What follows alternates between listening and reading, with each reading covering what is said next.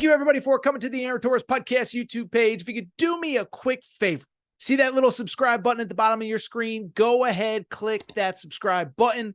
Really does help our channel grow, our audience grow, and I really do appreciate it more than you know. So click that subscribe button. Appreciate your support.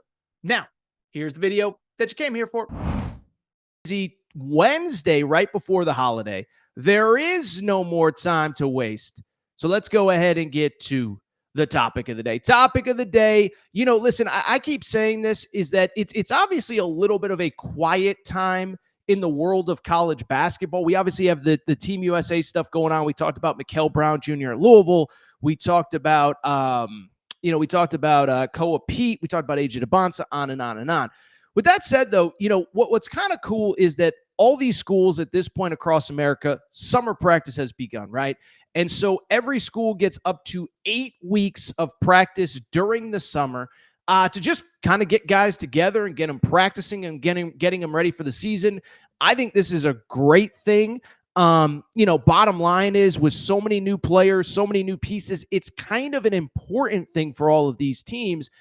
And there was an interesting piece of news out of Kentucky basketball this week. Now, before we get to the actual piece of news, why it had me fired up for a season that's still 4 months away or so, let me give Mark Pope a little bit of credit, right? I think Mark Pope has largely done pretty much everything right at this point. But one thing that I've noticed that he's done this offseason is, right now it is the summertime, and it is, it's a dead news cycle. There's no games. There haven't been any games since April. There will be no games since November. But what I've noticed that he's done is that every single week on Monday, they have media availability with 2 of their players. Not every school in America does this. As a matter of fact, I'd say most schools really aren't having any media availability at all. I think this is a big whiff for all of these schools, because what it does is, especially in the NIL era, especially in this era where there are where there's a bunch of new players, you never know who they are, you don't know what their personalities are.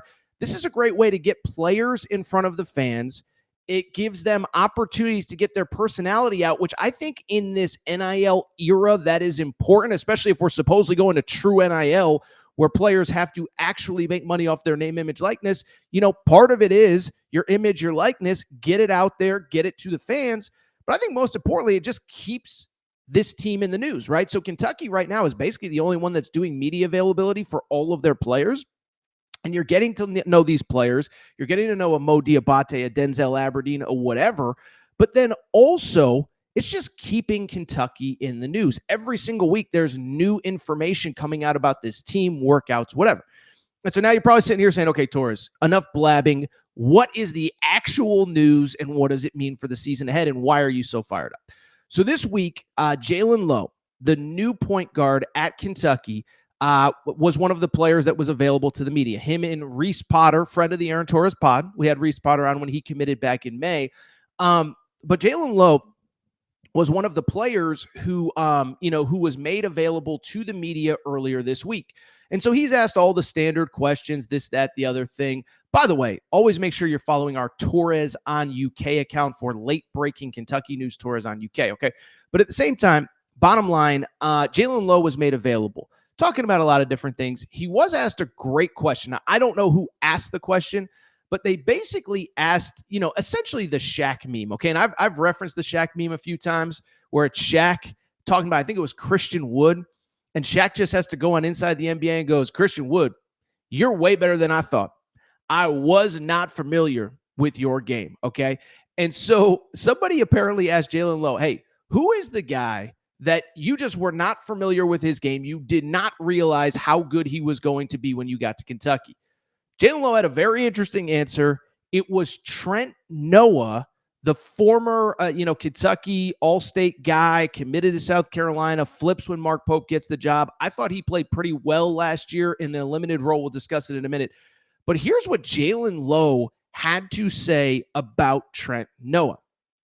By the way, producer Matt is out today, so these graphics are not as fire and as good as they usually are. But this is what Jalen Lowe said when asked the player that he wasn't familiar with. Trent Noah might be the best shooter I've ever seen. I played with a really good shooter in Blake Hinson, but Trent Noah, gosh, he can shoot the living blank out of the ball. He can really shoot it. I love TN. So first of all, I appreciate Jalen Lowe. We are a family-friendly show. I appreciate him editing himself. I assume that he edited himself and not the other way around. But two, let me say this. I think this is cool. This is a cool quote, right? Now, listen, is Trent Noah the best shooter in the history of basketball? Time will tell, but probably not. But what I think is interesting about this quote is as follows, is that to me, it speaks to what I have been talking about since this Kentucky roster came together in late May, early June. All the pieces are finally together at the NBA draft deadline. It is that I think this team has a chance to be way better than people realize. And I think it's in large part because they are deeper, more athletic, and I think, frankly, just more skilled than they were a year ago. And so let's talk about the quote. Now, first of all, let me start by giving Trent Noah his flowers, man. This was a guy, listen, I'm not going to sit here and say I was not familiar with his game. Again, by the way, Jalen Lowe saying Trent Noah might be the best shooter I've ever seen, which is a heck of a compliment. But listen, what is Trent Noah the best shooter that I've ever seen? I can't sit there and say that he is. But the one thing that I will give him a ton of credit for is that he was a guy that, frankly, was just better than I think that I was expecting going into last season, right? I kind of thought, okay, he decommits from South Carolina. He'll be on the roster, but he'll be the 14th guy, the 13th guy, whatever. I think he was actually literally the 13th scholarship player, but he's going to be okay. He's going to be fine. It's not that big of a deal, whatever. And then all of a sudden, you have all sorts of injuries, and he's thrown in the fire. Andrew Carr has that back injury that kind of lingered all season long. Jackson Robinson with the wrist. He's in and out of the lineup and then eventually out for the year. Lamont Butler, we know, with the shoulder.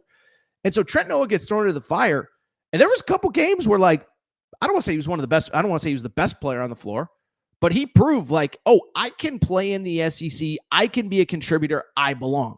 We all remember that game against Tennessee. I think at the time I called it the Trent Noah game at Rupp Arena, when Trent Noah, 11 points in a win against Tennessee, a season sweep in the regular season of Tennessee. We all remember, oh, by the way, on top of that, don't forget about the game a few nights later against Texas on the road. That was, I think, about as banged up as Kentucky was and had been all year. And guess what? Trent Noah delivered 7 points. They don't end up winning, but that was a game that could have gone either way. They were in position to win it late. They just couldn't close out. And so, one, Trent Noah was just better than I thought he was going to be. But two, and to me, this is the important part and the part that's worth discussing here, is that I really felt like this roster, and we talked about it at the time, but individual pieces commit and you're trying to figure out, okay, like who are these guys? How do they fit together? And then all of a sudden you look up in mid-May, late May, when Otega Oweh withdraws from the NBA draft, and you realize, like, oh, this team has a chance to be way better than I think we all realize. Because a couple things here. One, first of all, I think Mark Pope, we're going to find out, his best teams will be his deepest teams. Listen, we all know how he wants to play. He wants to get up and down. He wants to shoot a lot of threes. He wants to play at a fast tempo, all of that. And listen, his last year at BYU, let's not forget, top 25 team basically all year. Won at Fog Allen Fieldhouse as the head coach at BYU. Let's also not forget that on top of that, they were 6th seed in the NCAA tournament. Now, it didn't go great once he got to the tournament, but it doesn't change the fact that that was probably the team that was best constructed in the manner that Mark Pope wants to play and wants to build a roster. Well, guess what ended up happening? That's a roster that was like 11, 12 deep. I mean, Richie Saunders, Fustre, I'm not going to go through the whole roster, but I mean, they basically played a platoon, for lack of a better term. I mean, they played 10, 11, 12 guys. Everybody's fresh. Everybody's rotating in. Everybody can shoot. Everybody can score. And it's very clear that that is what he has brought to Kentucky in year two. So when I look at this roster, the Trent Noah quote is a metaphor for why I'm so excited about this team, because I think you could argue, and I truly believe this, that Kentucky might have on any given night more guys that can beat you than anyone in college basketball. Okay, think about this roster. Okay, let's just start with the backcourt. Jalen Lowe. This was a guy that, we all know the story. We all know the background, but he played at Pitt. Pitt, in my opinion, wasn't I don't even think it's my opinion. I just think it's a fact, wasn't a very good team. This guy, even playing on a bad team for Pitt, finished the season averaging about 17.5 points per game, about 5.5 assists per game. And it's funny because Mark Pope has talked about this is the fact that, basically, for lack of a better term, you give Jalen Lowe better teammates, the stats should only improve from there. Otega Oweh, we've obviously talked about a ton over the course of the offseason. I think it's realistic that Otega Oweh is maybe the SEC preseason player of the year, averaged 16 points per game. He was Kentucky's most consistent player last year, most reliable player last year, and at times just frankly did not have a lot of help around him. I mean, I remember watching like SEC tournament against Bama and Oklahoma. I remember that Oklahoma game where Otega Oweh had the game winner. And you just kind of were like, dude, this guy really doesn't have a ton of help, and he keeps figuring out a way to get the job done. So he's back. I think one of my favorite players on this team is Denzel Aberdeen. We've talked about him. Sixth man for the Florida National Champions. If you don't think that dude was good enough to start at like 98% of all college basketball programs, I'm sorry, but listen, Florida had 3 fifth-year seniors in the backcourt. 2 of them just got drafted, Elijah Martin and obviously Walter Clayton. And so I just bring it up because Denzel Aberdeen was the 6th man. He could have started just about anywhere else. And I think the other important note on Denzel Aberdeen, averaged 14.5 points per game in games that he actually did start. So when he was put into the fire in the SEC because of injuries, he was a dude that delivered time and time and time again. You go to the front court. We've talked about a lot of these guys, but Brandon Garrison, I think, is due to make a big leap this year. And listen, I know I was, whatever. There was a thing on social media, whatever. It doesn't really matter. I like Brandon Garrison a lot. I think he's due to make a big leap. Jaden Quaintance, listen, we've talked about him. He's got to get healthy, and I don't think Mark Pope's going to rush him. I think Mark Pope wants to play him. But, I mean, that's a dude that averaged almost 10 points and 8 rebounds as a 17-year-old in the Big 12 last year. Mo Diabate, I've told you, I think he's going to be a fan favorite at Rupp Arena. He plays so hard. He's so talented. He's so gifted. Does all the little things. I don't think you can appreciate him enough and everything that he does. And then, there's the other guys that probably aren't getting enough credit at this time. Jasper Johnson, obviously playing very well for Team USA as a true freshman. Malachi Moreno got rave reviews, might be in Switzerland with Jasper Johnson if he hadn't got banged up at Team USA workouts. You got Colin Chandler, you got Trent Noah. I'm sure, by the way, Cam Williams, no big deal, just showing up in mock drafts for next year. Okay, he must be pretty good. Andrea Yelovich, you look at this team, it is so deep, it is so talented. Like a Trent Noah is a guy that we're not even talking about, and he has impressed Jalen Lowe as basically the best shooter that he's ever seen. So listen, it's early July. There's not a lot going on. But when I can get a quote that juicy, that gets me that fired up for the start of college hoops, I'm sorry, but I am fired up. I'm ready to go. And shout out Jalen Lowe. Shout out Mark Pope for making his players available and giving us plenty of content, plenty to discuss. And I think it speaks to the fact Kentucky is, in my opinion, as deep as anybody in college basketball, as athletic as anybody in college basketball. That's why I have them in my preseason top 3 to start the 2025-2026 season. All right. So